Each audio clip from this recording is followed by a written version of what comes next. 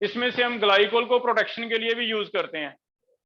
उसका मतलब था कि पहले एल्डिहाइड या कीटोन का ग्रुप ईथर बना के प्रोटेक्ट हो जाएगा, बाद में और जो भी फंक्शन ग्रुप है उसकी रिएक्शन करवा लो, दोबारा से एल्डिहाइड कीटोन बनाना हो तो सिर्फ पानी डालना है और थोड़ा सा एसिड डालना है, तो बैक रिएक्शन हो यार। ठीक है, नेक्स्ट समिल। साइनोहाइड्रिन किसे कह के आए हम? Cyanohydrin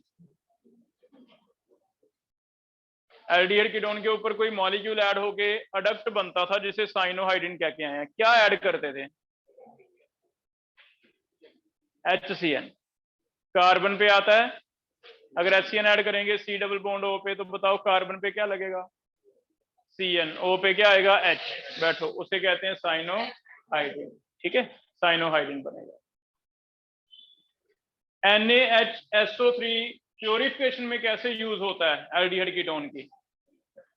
NaHSO3 pure Harry solid बना के अलग कर लेते हैं प्रेसिड, फिर दोबारा वाटर डालते हैं तो फिर से सेम एल्डिहाइड कीटोन बनता है। लेकिन NaHSO3 कीटोन्स में से ज्यादा कीटोन से रिएक्ट नहीं करता। क्या रीजन रहता है? स्टेरिक है। ज्यादातर स्मॉलर कीटोन से तो रिएक्ट करता है, बिगर वालों से रिएक्ट नहीं करता। ठीक है, नेक्स्ट। एल्डिहाइड कीटोन की न्यूक्लियोफिलिक एडिशन का रिएक्टिविटी ऑर्डर कैसे देखते हो? कौन सा ग्रुप है जो फास्ट बनाता है? नहीं, EWG या EDG है? EWG फास्ट बनाता है, EDG क्या बनाता है? इसके बेस पे बताना अब फारूल। फॉर्मल्डिहाइड एसिड एल्डिहाइड किसका रिएक्शन फास्ट है? Formaldehyde. Vanshika, acid aldehyde benzaldehyde किसका फास्ट है? एसिड, क्योंकि बेंजीन में क्या आ जाएगा? प्लस R आ जाएगा। ठीक है, नेक्स्ट नव्या। एसिड एल्डिहाइड एसीटोन किसका फास्ट है न्यूक्लियोफिलिक एडिशन? एसिड एल्डिहाइड और एसीटोन। एसिड एल्डिहाइड, क्योंकि एसीटोन में दोनों जगह क्या है? मिथाइल है, दो डाई मिथाइल हो गए तो ज्यादा डोनेटिंग। नेक्स्ट एना। एक बेंजल्डिहाइड है बेटा, एक में बेंजीन के ऊपर पैरा पोजीशन पे नाइट्रो लगा दिया, नाइट्रो लगा दिया, तो बताओ रिएक्शन नाइट्रो वाले की फास्ट होएगी या स्लो? फास्ट, क्योंकि नाइट्रो कौन सा ग्रुप है? Electron based. ठीक है, नेक्स्ट। अब बताओ बेटा आगे। OCH3 पैरा पे लगा दिया बेंजीन पे, रिएक्शन फास्ट होएगी या स्लो? पहले से OCH3, क्योंकि OCH3 प्लस R है, डोनेटिंग है, डोनेटिंग है तो फिर स्लो है। नेक्स्ट। लेकिन अगर मेटा पे लगा दिया OCH3, क्योंकि मेटा पे क्या है? -I।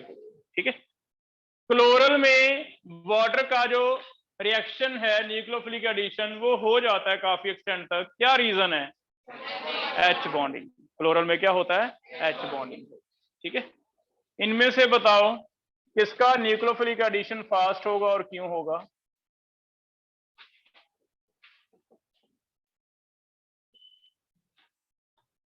Nucleophilic addition will be faster for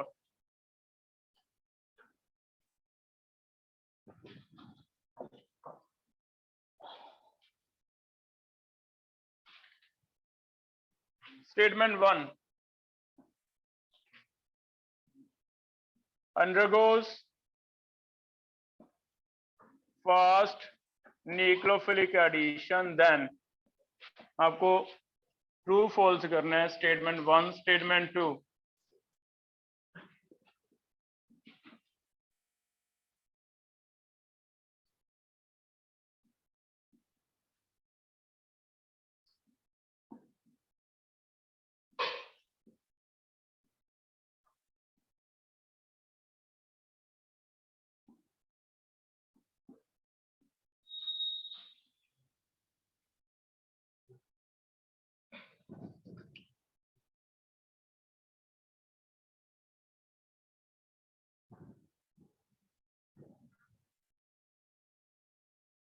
कोई एंगल स्ट्रेन से लिंक करके आंसर दिया जा रहा है।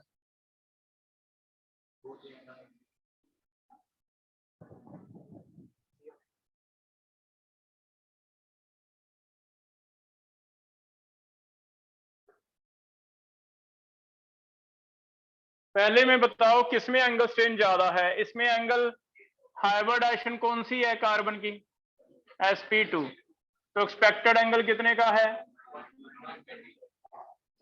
एक्चुअल कितने का है, तो एंगल स्ट्रेन कितना आ गया 30 का आ गया। इसमें भी एक्सपेक्टेड कितने का है, क्योंकि sp2 है, sp2 डबल बॉन्ड की वजह से तो 120, लेकिन होगा रिंग में, क्योंकि रिंग तो स्क्वायर है, स्क्वायर में कितना होता है 90, तो एंगल स्ट्रेन कितने का रह गया 30/2 15। तो फिर ज्यादा रिएक्टिविटी किस वजह से है, एंगल स्ट्रेन की वजह से, मोर एंगल स्ट्रेन मोर रिएक्टिविटी। जब ये मान लो इस पे न्यूक्लियोफिलिक एडिशन हो गई मिथाइल मैग्नीशियम ब्रोमाइड वाटर की, तो बताओ कार्बन पे क्या आएगा, ग्रिग्नारिजन में से CH3, O पे क्या आएगा H, ये बन गया। एंगल स्ट्रेन 109 का ही होना चाहिए, है कितना 60 का, थोड़ा सा तो कम हो गया ना, 120 से कितना हो गया 109 का। अब हमारे पास एक्सपेक्टेड एंगल कितने का हो गया, sp3 है, sp3 है, तो फिर एक्सपेक्टेड एंगल हो गया 109 का, एक्चुअल कितना है 60 का, तो कहाँ 120 से 60 आ रहा था, कहाँ 109 से 60 है, रिलैक्सेशन होगी थोड़ी, एंगल स्ट्रेन क्या हो गया कम, ठीक है। लेकिन इसमें पहले 120 था, अब कितना आ गया 109, लेकिन इसमें पहले ही एंगल स्ट्रेन कम था, जिसकी वजह से ज्यादा रिलैक्सेशन नहीं हुई।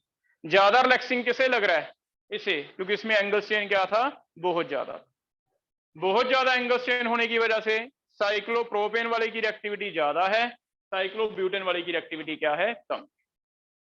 अब याद रखने का मेथड सीधा देखो भी, जितने कार्बन ज्यादा उतना ज्यादा डोनेटिंग, तो किसमें कार्बन ज्यादा है, इसमें, इसके बिना 1 और 2 मिथाइल है, लेकिन इसके लिए कितने मिथाइल हैं 3, तो जितने ज्यादा डोनेटिंग उतनी रिएक्शन, डोनेटिंग तो रिएक्शन स्लो, तो फिर रिएक्शन ऐसे याद कर लो भी रिएक्शन किसकी फास्ट है, पहले की। लेकिन रीजन में ध्यान रखना कि कुछ अलग सा दिया हो एंगल स्ट्रेन वाला, तो आप लगा सकते हो कि एंगल स्ट्रेन किसमें ज्यादा था, साइक्लोप्रोपेन में, जिसकी वजह से इसकी रिएक्टिविटी क्या थी, ज्यादा थी, तो इसका आंसर भी हम ए देंगे। एंगल स्ट्रेन का ज्यादा रिलैक्सेशन, ज्यादा असर जो डिक्रीज हो रहा है एंगल स्ट्रेन, वो किसे देखने को मिलता है, साइक्लोप्रोपेन में ज्यादा फायदा नजर आ रहा है।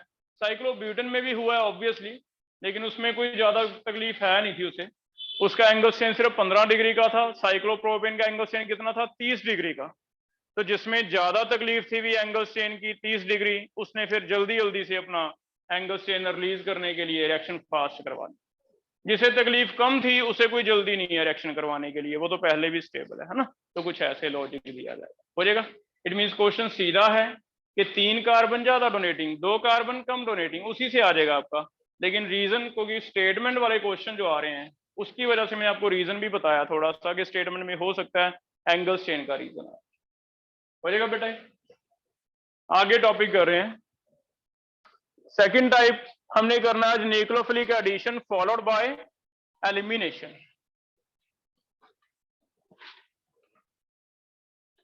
Nucleophilic addition followed by elimination कैसे हो, कुछ एडिशन ऐसी हैं जिनमें साथ के साथ वाटर निकल जाता है,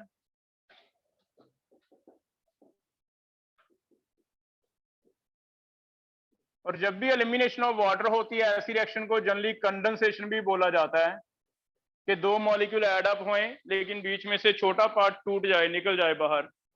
तो एक तो है अकेला एडिशन, ये एक इथीन और ये एक इथीन दोनों जुड़ गए, जितनी इसकी लेंथ थी डबल होगी, दैट इज एडिशन। एक है कंडेंसेशन, के ऐड हुए लेकिन ये छोटा पार्ट टूट के इसका निकल जाए, छोटा इसके निकल जाए, तो फिर लेंथ ओवरऑल कम हो जाएगी, that reaction is called condensation.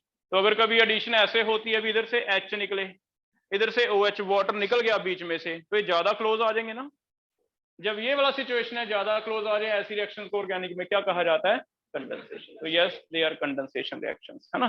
कैसे होता है, इसमें रिएक्शन आती है reaction with ammonia and derivatives. Ammonia and derivative के साथ रिएक्शन है।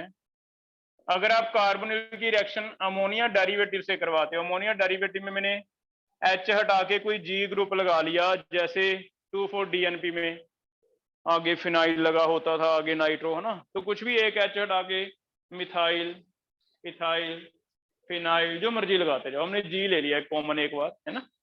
अगर इसकी रिएक्शन करते हैं तो बताओ क्या अमोनिया न्यूक्लियोफाइल होता है? लोन पेयर है, होगा। तो पहले सेम वे में रिएक्शन करेंगे जैसे HCN में एक H जाता था O पे, बाकी हिस्सा कहाँ आता है? C पे।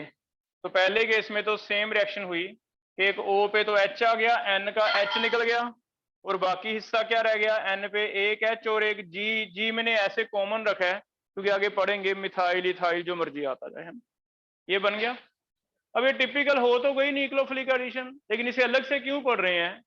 तो अलग से आपको बताया था भी एक ही कार्बन पे दो OH नहीं हो सकते, लेकिन NH2 भी नहीं हो सकता, क्योंकि NH2 का NH पॉजिटिव है, जब तक इस पे कोई H पॉजिटिव है तब तक OH नेगेटिव नहीं हो सकता, क्योंकि H पॉजिटिव OH नेगेटिव अपने आप ही वाटर निकलेगा, तो इसे हम स्टेबल नहीं मानते, अनस्टेबल है, इंटरमीडिएट बना एक बार, जिसकी वजह से H और OH वाटर निकल के इसका H एक बॉन्ड कम हुआ, इसका OH एक बॉन्ड कम हुआ, कितने बॉन्ड आ जाएंगे?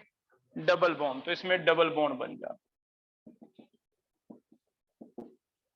तो न्यूक्लियोफिलिक एडिशन ही है, लेकिन अब क्या करें, आगे स्टेबिलिटी नहीं आ रही थी इंटरमीडिएट की, क्योंकि जब भी एक ही कार्बन पे एक OH और कोई ऐसा ग्रुप आ जाए जो H रखता हो, H पॉजिटिव, तो वो OH H से अपने आप ही एसिड बेस रिएक्शन करके क्या निकाल देगा? वाटर।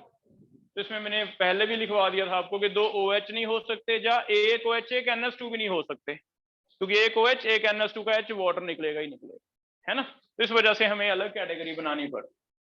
अब हमारे लिए इजी हो गया, हमें ये वाला प्रोडक्ट बनाना है, ये तो एक बार समझ लिया। हम कैसे करने वाले हैं? हम शॉर्टकट लेंगे, हम इधर से एक O उठाएंगे, इधर से क्या उठाएंगे? दो H, हम सीधा प्रोडक्ट बनाने वाले हैं, दो H एक O, वाटर निकल के डबल बॉन्ड, N के साथ जो जुड़ा हुआ है लगाते रहना, तो हमारी रिएक्शनें ऐसे होने वाली हैं, ठीक है। तो हमारे लिए अलग लिखने का फायदा ये हो गया, भी हम याद रख लेंगे, अमोनिया डेरिवेटिव में सीधा वाटर निकालना है, दो H एक O, वाटर निकाल के रिएक्शनें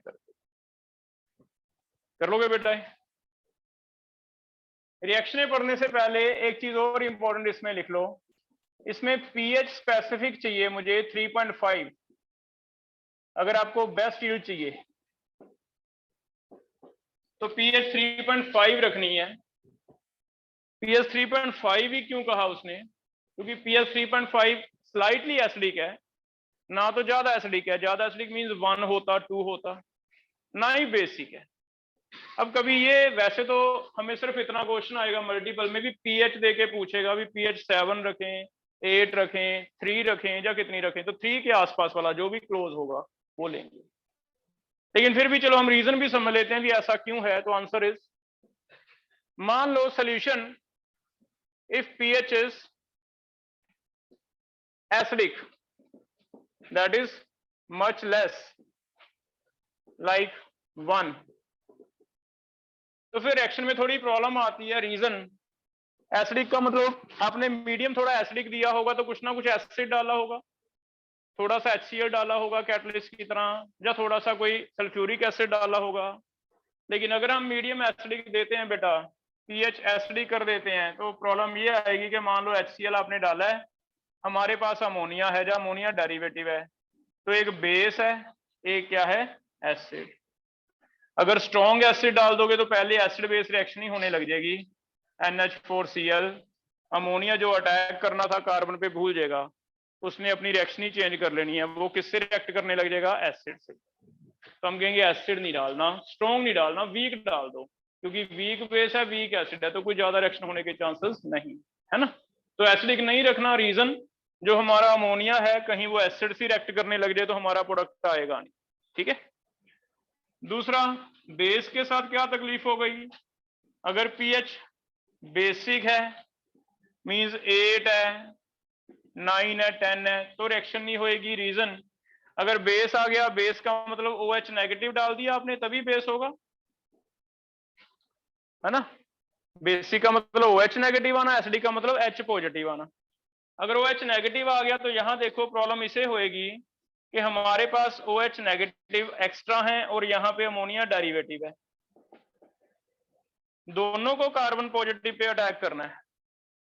क्या कोई स्ट्रॉन्गर न्यूक्लियोफाइल बता सकता है भी न्यूट्रल और अनाइन में से नेगेटिव वाले ज्यादा स्ट्रॉन्गर होते हैं?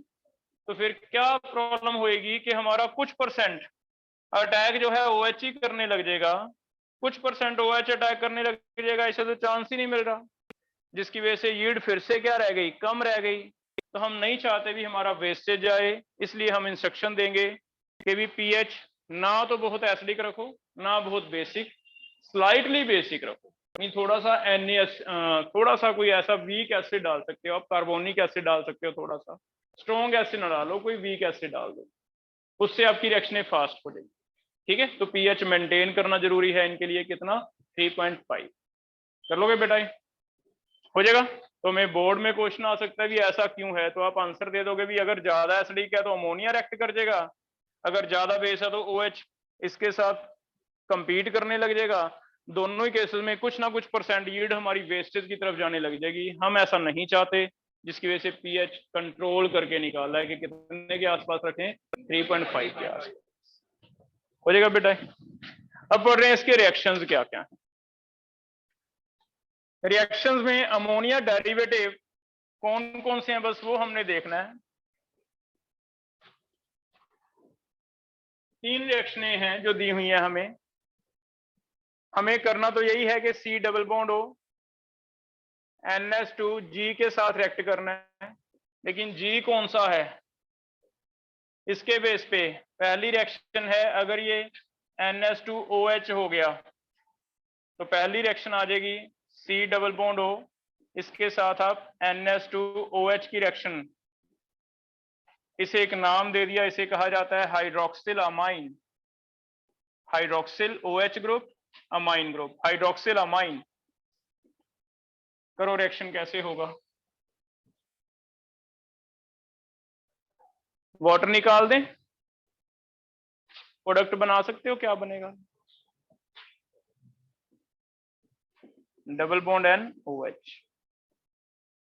क्या ये कंपाउंड कहीं सिस ट्रांस पढ़ते हुए हमने पढ़ा था, सिन एंटी याद है, ऑक्साइम, तो इसे क्या कहते हैं, ऑक्साइम। तो इसलिए ऑक्साइम आपको पहले पढ़ा रखा है, सिलेबस में है हमारे NCERT के, ऑक्साइम। तो पहला तो ये याद रखना है भी, एक नाम देगा हाइड्रोक्सिल अमाइन, आपको कह दे भी what is product of reaction of acetaldehyde with hydroxyl amine, तो समझोगे, एसिटाल्डिहाइड लिख लोगे, हाइड्रोक्सिल अमाइन लिख लोगे, हाइड्रोक्सिल अमाइन के 2 H, उधर से वाटर निकाल के जोड़ दोगे, क्या बन जाएगा, oxide. What is product of acetone with hydroxyl amine, mind में आ रहा है क्या क्या बनाना है, एसीटोन का स्ट्रक्चर, इधर से हाइड्रोक्सिल अमाइन, वाटर निकाल के जोड़, कर लोगे, हो जाएगा।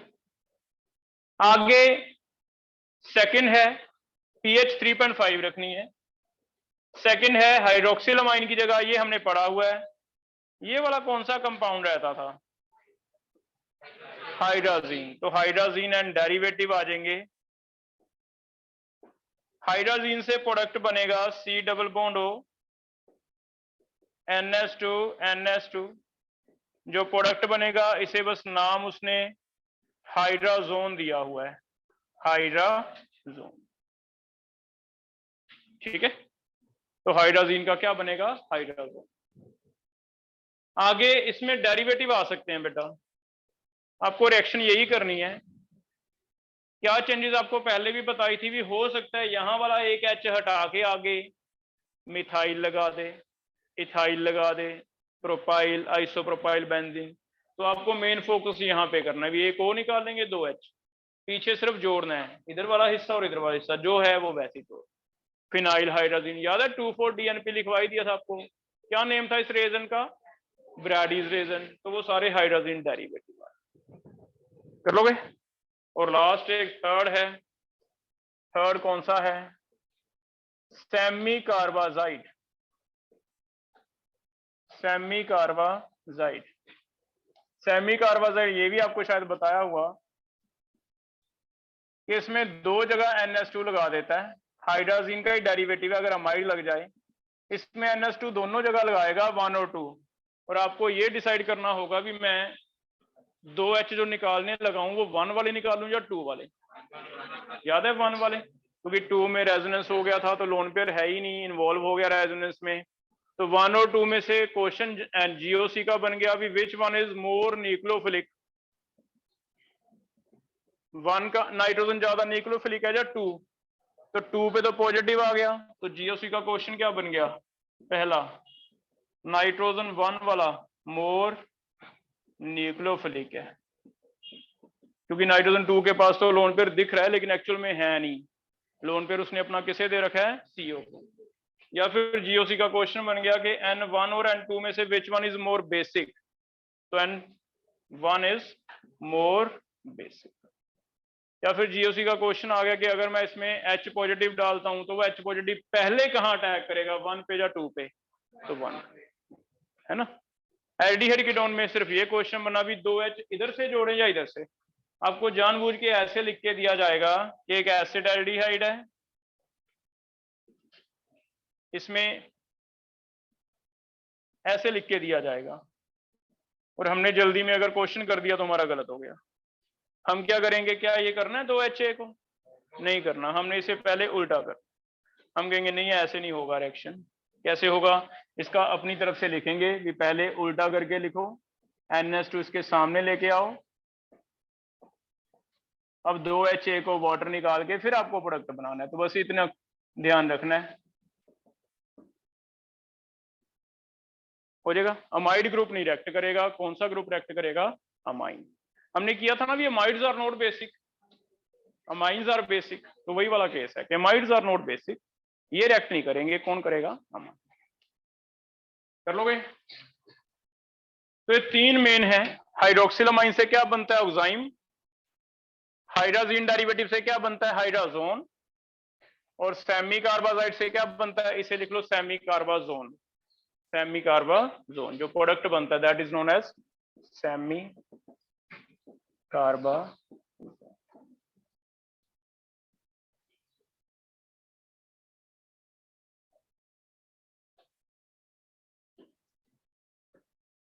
ले रहे?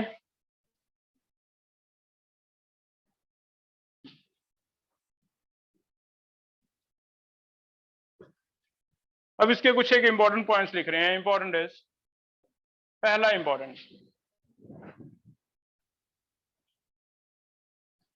Products formed may or may not show GI।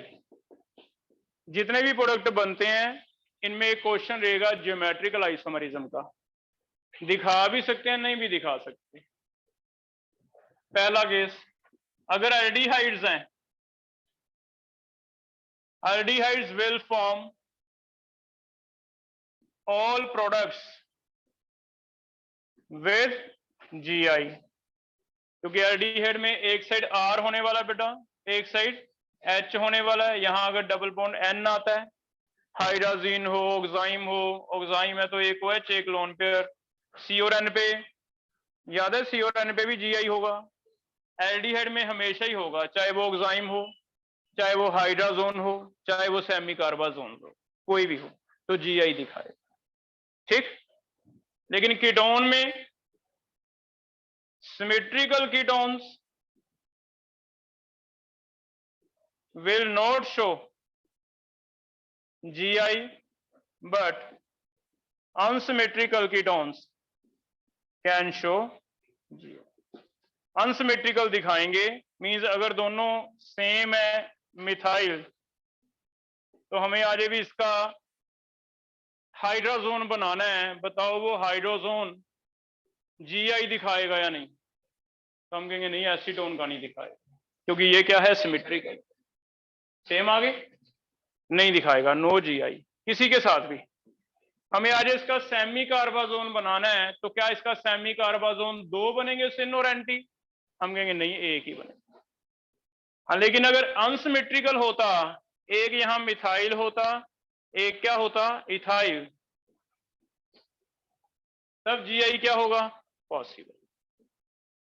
तो एक कॉमन क्वेश्चन बेटा इनमें जीआई का पूछा जाता है।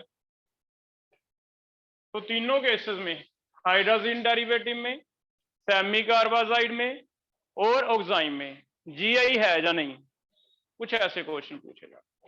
जैसे प्रीवियस ईयर क्वेश्चन दे रहा हूं आपको, बहुत इजी लगेगा। आपको कहा जा रहा है acetone and it's next homologue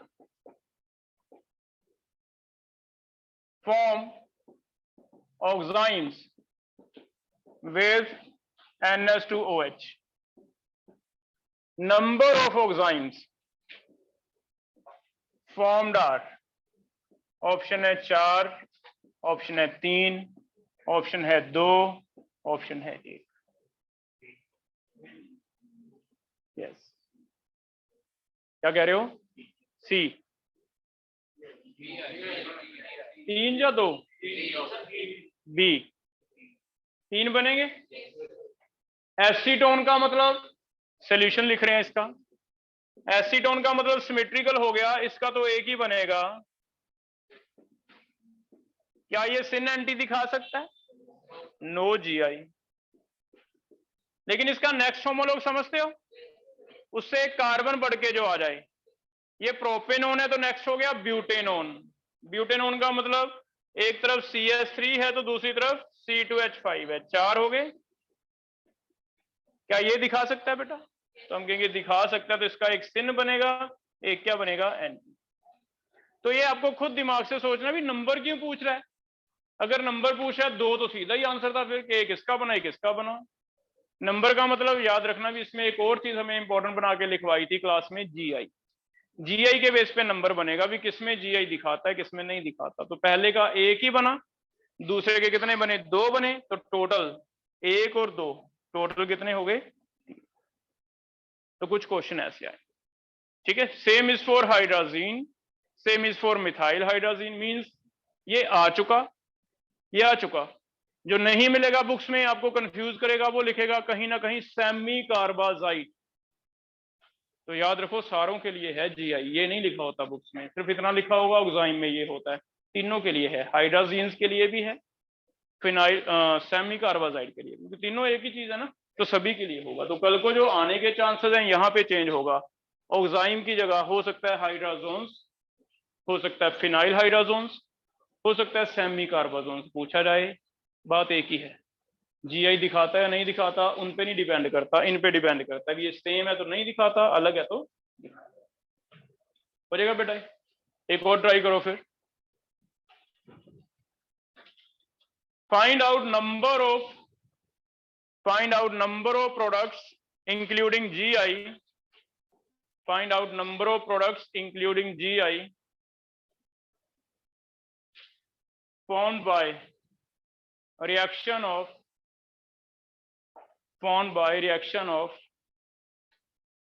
first three ketones with phenyl hydrazine, first three ketones with phenyl hydrazine.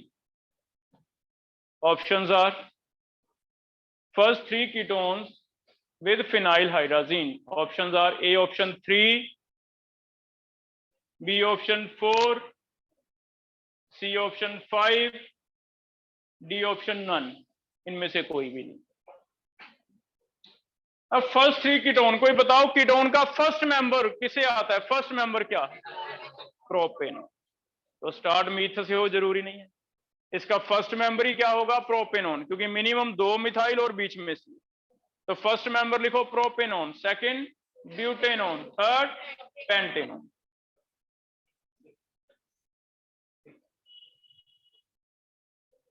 अब पेंटेनॉन में पेंटेन 2 ऑन और पेंटेन 3 ऑन, 2 ऑप्शन लेंगे। पेंटेनॉन में तो दोनों ऑप्शन लेंगे हम, या तो पेंटेन 2 ऑन या फिर पेंटेन 3 ऑन। क्या आइसोप्रोपाइल भी ले सकते हैं, आइसोप्रोपाइल भी लो, बन जाएगा आइसोप्रोपाइल। आइसोप्रोपाइल 3 बनेंगे बेटा, ना आएगा फिर तो आंसर है ना, 8 आ जाएगा। ठीक है, propanone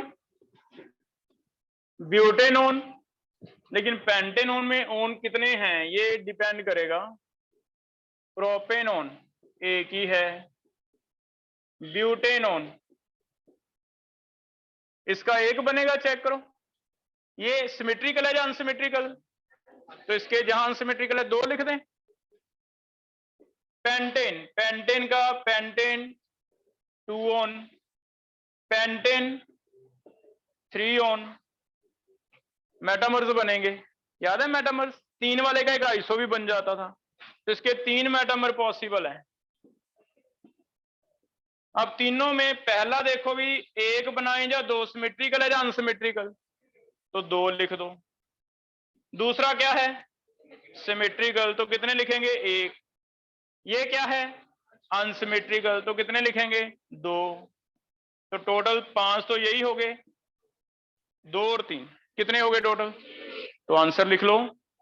answer is total number of hydrogens formed, total number of hydrogens formed are equal to 8.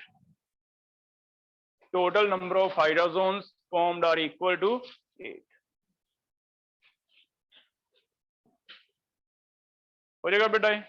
तो सिन एंटी सिर्फ इसी वजह से पढ़ाया जाता है। पहला इंपॉर्टेंट ध्यान रह जाएगा। सेकंड कर रहे हैं। Second is cyclic rings may be formed rare। Cyclic ring भी बन सकती हैं, कैसे? जैसे चेक करना, अगर डाई कीटोन दे दूं मैं आपको और इधर हाइड्रोजीन दे दूं और आपको कह दूं pH 3.5 है, व्हाट इज प्रोडक्ट? बनाओ, क्या प्रोडक्ट बनाओगे? तो अगर कभी डाई कीटोन आ जाए और हाइड्रोजीन आ जाए, तो हाइड्रोजीन में, अकेले हाइड्रोजीन में 2 तरफ NH2 है, और अगर उधर से आपका डाई कीटोन आ गया और रिंग आपकी स्टेबल बन रही हुई 5, 6 से छोटी 7 ना बने, तो आपने क्या बना देना है? रिंग बना दे। कैसे रिंग बनेगा? ये O और ये H2 वाटर निकल गया, ये O और ये H2 वाटर निकल गया, वाटर निकल के रिंग 1, 2 अगर नाइट्रोजन को दे दें तो कितने मेंबर रिंग बनी? चेक करो, 5 मेंबर बन जाएगी। तो यस, 5 मेंबर रिंग भी बना सकते हो आप।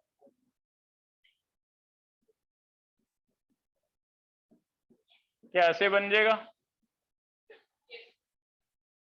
ठीक है, तो हम ऐसे कुछ रिंग्स भी बना सकते हैं। होमोसाइक्लिक है या हेट्रोसाइक्लिक है?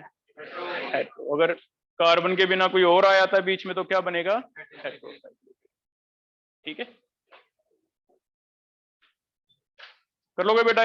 तो रिंग्स भी बन सकती हैं कुछ, एक सिर्फ किसके साथ? हाइड्रोजन के साथ। एक तरफ डाई कीटोन आ जाए, एक तरफ क्या आ जाए? हाइड्रोजन। ठीक है। Third point, reaction with 2 degree and 3 degree amines.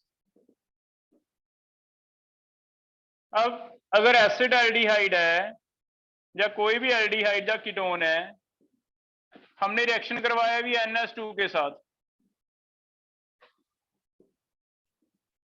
लेकिन अगर सेकेंडरी अमाइन आ जाए या टर्शियम अमाइन आ जाए तो किस किस के साथ हम रिएक्शन करेंगे, किसके साथ हम नहीं करेंगे, ये भी थोड़ा देख लेते हैं। ये प्राइमरी अमाइन है, ये क्या है? सेकेंडरी, ये है टर्शियम। तो अमाइंस में भी आ जाएगा रिएक्शन आपको।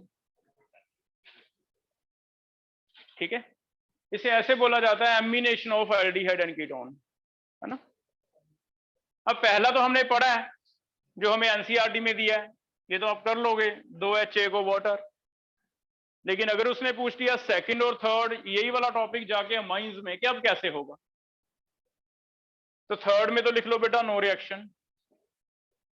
इसमें तुम्हें पता ही है 2HA को ऐसे निकाल के ये बन, इसकी बेसिस एक टर्म बताई थी आपको, याद है? अगर ये एरोमेटिक होता और ये भी एरोमेटिक होता, मैं इसे क्या बोल देता? Skip base. यहां आपको बताया था स्किप प्रेजेंट अलग है, पैरा रोज अनिलीन, स्किप बेस अलग। 3 डिग्री के साथ नो रिएक्शन, लेकिन सेकेंडरी के साथ रिएक्शन करवा रहा है और हैवी कंडेंसेशन, वाटर ही निकाला है। अब फिर सेकेंडरी के साथ समझो कैसे होगा। मान लो ये सेकेंडरी मेरे पास एसिटाल्डिहाइड है, ठीक है, मुझे आता है इसकी सेकेंडरी अमाइन के साथ रिएक्शन करवा दो।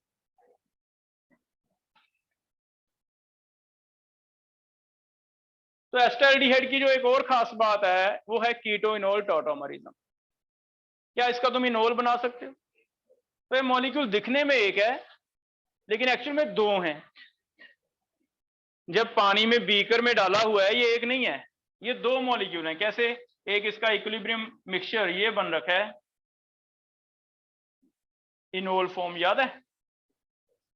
तो ये दोनों इक्विलिब्रियम में रहते हैं ना, तो हमें एक दिख रहा है, लेकिन अगर कीटोइनोल ध्यान में लेके आएंगे तो हमें दो नजर आ जाएंगे। दो हैं ये नहीं करता, लेकिन इसमें से वाटर निकल सकता है। चेक करो क्या होगा इसका, OH, इसका क्या निकल जाएगा, H, बन जाएगा कंडेंसेशन। तो यस, फिर इसका भी कंडेंसेशन हो सकता है। क्या बनेगा, CH2 डबल बॉन्ड CH। यहां पे देखो भी इतना रह जाएगा हिस्सा।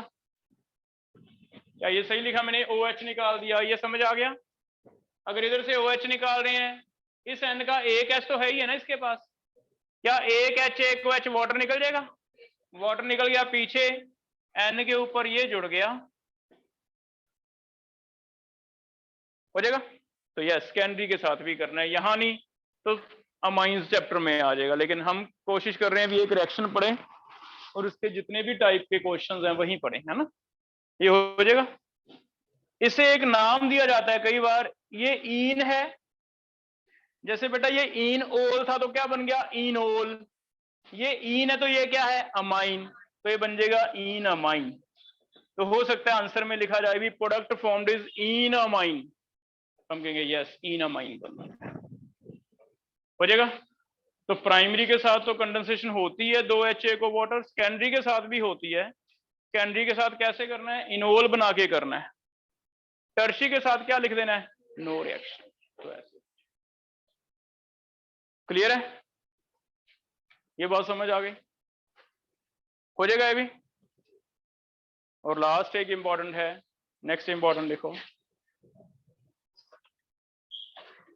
Reaction of oxime. Reaction of oxime, जो ऑक्साइम बना ना उसका एक और रिएक्शन है इंपॉर्टेंट हमारे सिलेबस में। कई बार ऐसे आएगा कि ऑक्साइम बना लेगा, ऑक्साइम की आगे क्या आ जाएगी, रिएक्शन आ जाएगी।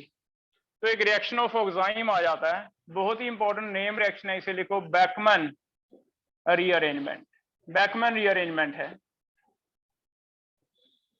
अगर हमारे पास कोई एग्जाइम बन गया, मान लो ये कोई ऑक्साइम बन गया एल्डिहाइड का या फिर कीटोन का, अगर इसकी रिएक्शन आती है आगे किसी एसिड से,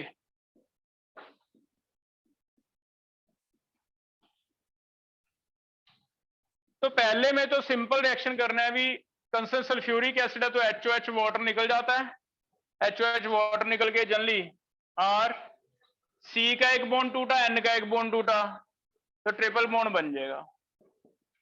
ये तो सिंपल निपट गए भी, साइनाइड बना देंगे हम, है ना। लेकिन चेक करना कि इसमें वाटर निकलेगा, नहीं निकलेगा ना। अगर इसमें वाटर नहीं निकलेगा तो इसका मैकेनिज्म थोड़ा कॉम्प्लिकेट है, इसे हमने समझना है। एक्चुअली ये रिएक्शन जो है, इस रिएक्शन को क्या नाम दिया जाता है, बैकमैन रीअरेंजमेंट, ठीक। और ये रिएक्शन कैसे होगा, फिर मैकेनिज्म के बेस पे कर रहे हैं। सबसे पहले यहां से H पॉजिटिव आ रहा है, बताओ H पॉजिटिव क्या निकाल लेगा और क्या बनाओगे आप, N पे पॉजिटिव आ जाएगा बेटा, तो मैं वाटर निकाल के N पे पॉजिटिव, N पॉजिटिव को थोड़ा वेट करना पड़ रहा है क्योंकि आगे ये निकल गया। जनरली तो ऐसे ट्रांजिशन स्टेट बनता है, बेटर आप ऐसे बना लो OH, और ये निकलने की कोशिश कर रहा है, लेकिन निकलेगा तभी अगर पीछे से कोई स्टेबिलिटी आ जाए। तो क्या होता है, जैसे ही निकलेगा N पे क्या आ जाएगा, पॉजिटिव। जैसे ही N पे पॉजिटिव आता है, एक रीअरेंजमेंट आप पढ़ते हो, कार्बोकटाइन रीअरेंजमेंट, याद है, less stable rearrange to more stable. तो यहां अगर मैं वर्ड कार्बोकेटाइन काट दूं तो ये भी रीअरेंजमेंट है। हमने क्या करना है, less stable rearrange to more stable. अब जीओसी में बताओ कि एन पे पॉजिटिव रखना ज्यादा स्टेबल रहेगा या सी पे पॉजिटिव ज्यादा, सी पे ज्यादा स्टेबल रहेगा। तो फिर ये क्या करता है, रीअरेंजमेंट करता है, एन पे पॉजिटिव की जगह किस पे रख ले, सी पे, और सी पे पॉजिटिव के लिए फिर वही रीअरेंजमेंट होगा जैसे कार्बोकेटाइन में होता है, कोई शिफ्ट होगा, माइग्रेशन होएगी। माइग्रेशन में जनरली एंटी वाला माइग्रेट करे तो स्टेरिक हिंड्रेंस कम होएगी। ये वाला आर इधर से माइग्रेट करके यहाँ बॉन्ड बनाने लगे आता है, ये वाला यहाँ से निकलने लगे आता है। अगर सेम साइड से आएगा तो थोड़ा सा क्या होगा, स्टेरिक हिंड्रेंस, तो जनरली एंटी माइग्रेशन होती है, आर यहां से लगे आता है, आर इधर जाएगा, वाटर निकल जाएगा, पॉजिटिव कहां आ जाएगा, सी पे। तो फिर इसमें ऐसे हुआ, एच तो निकला नहीं, यहां आ गया आर डैश, यहां पे क्या आ गया, पॉजिटिव। चेक करो यहां तक कोई डाउट है? ये वाला स्टेप की स्टेप होगा, सारे जो क्वेश्चंस होंगे इसे कहा जाता है एंटी माइग्रेशन ज्यादा होती है। अल्काइल मिथाइल या ethyl, methyl ethyl, ethyl phenyl, phenyl ऐसे कुछ लगा के देगा, कौन सा भेजना है, एंटी वाला भेजना है। तो ये आपका की स्टेप बनेगा रिएक्शंस का भी, ठीक है। ये चला गया। अब दोबारा सी पॉजिटिव पे जो वाटर निकला था वो वाटर को आना पड़ेगा, क्योंकि ये डिहाइड्रेशन तो स्टेबल हो नहीं पा रहा, तो फिर दोबारा इस पे वाटर आ जाएगा। दोबारा वाटर में से कार्बन पे बताओ, OH लगा दूं मैं, OH लगा देते हैं। लेकिन ये चेक करना इनोल तो नहीं बना भी, इनोल, इनोल है, इनोल ज्यादा स्टेबल होता है या कीटो, तो इसका दोबारा फिर कीटो फॉर्म बन जाएगा। कीटो फॉर्म कैसे बनेगा, H अगर N पे चल जाए, डबल बॉन्ड यहां आ जाए, क्या ये ऐसे कीटो बन जाएगा?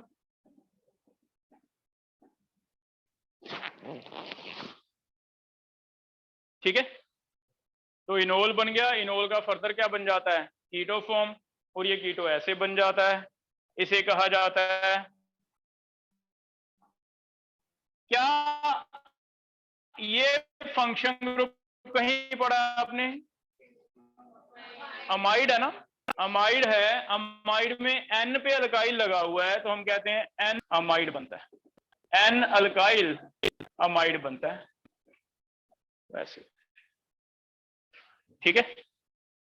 अब ये रिएक्शन बैकमन रीअरेंजमेंट नेम इसलिए इंपॉर्टेंट है कि कभी भी तुमसे एक्सपेक्ट करे भी पहले ए बन गया ऑक्साइम, ऑक्साइम से आगे कुछ बना के बी लिखा हुआ है, तो मान के चलो कि हमारे सिलेबस में एक ही रिएक्शन है, मैटर नहीं करता कि सल्फ्यूरिक एसिड है, HCl है या कुछ भी डाला हो, उसने अलग अलग जीओसी के मेथड लगाए हैं, OH को लीविंग ग्रुप बना लिया कई बार, SO2Cl2 लगा के यहाँ पे SOCl2 जुड़ के साथ में बड़ा ग्रुप हो गया, लीविंग ग्रुप बड़ा है तो निकल जाएगा। तो उसने सारे जितने भी रिएक्शन हैं, कभी PCl5 डाला है, कभी PCl, जो भी डाला है, मान के चलो कि अगर ऑक्साइम का रिएक्शन है तो हमारी केमिस्ट्री में सिर्फ एक रिएक्शन है, and that is Beckmann rearrangement. कुछ भी डाल दे, आपको क्या करना है, यहाँ पे ध्यान देना है, OH निकालना है, यहाँ पे देखो OH और R शिफ्ट कर देने हैं, OH बाहर निकाल दो, यहाँ पे लगा दो R, R की जगह पे दोबारा क्या आ जाएगा, OH। अब मैं इससे वो सीधा जा रहा हूँ, देखो एक स्टेप में कैसे जाएंगे। हमें मैकेनिज्म नहीं सीखना, हमें क्या सीखना है भी, उल्टे वाले चेंज करने हैं, है ना। OH R की जगह, OH की जगह क्या आ जाएगा, R, कर दें ऐसे।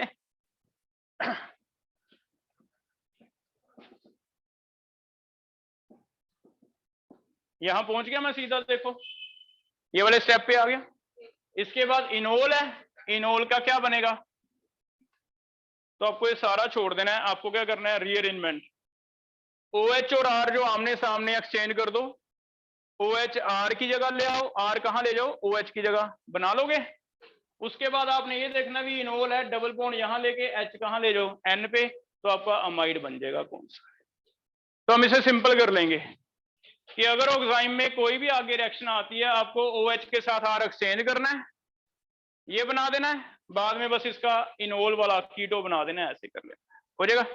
जैसे देखना सिंपल लग रहा है नहीं, अगर मिथाइल और फिनाइल होता, मैं आपको ऐसे दिखाता, मैं कहता बैकमैन रीअरेंजमेंट है, पहले किस किस को चेंज करते आप, फिनाइल OH को चेंज कर दें, तो पहले हम सीखेंगे भी ऐसे बन जाएगा, यहां आ जाएगा OH, इधर क्या चल जाएगा, फिनाइल। लेकिन आगे छोड़ना नहीं, यहाँ पे बताओ क्या करते हैं आगे, कीटोइनॉल। इसका तो डबल बॉन्ड कर दो, H कहाँ चल जाएगा, N पे। तो ये डबल बॉन्ड यहाँ आ जाता है और H कहाँ चला जाता है, N पे।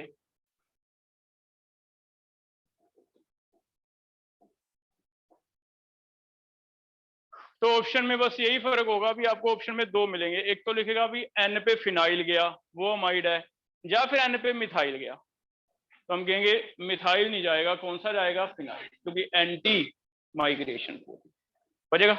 तो एक बार समझ लिया, लेकिन आंसर सिंपल देंगे भी, उल्टे वाला ले जाओ, उसके बाद क्या बना दो, amide. Reaction is known as Beckmann. तो ये 3 पॉइंट अलग से ध्यान रखना, हो जाएगा बेटा, क्लियर है, इतना बढ़ गया हो, कुछ चीजें हम कल डिस्कस करें।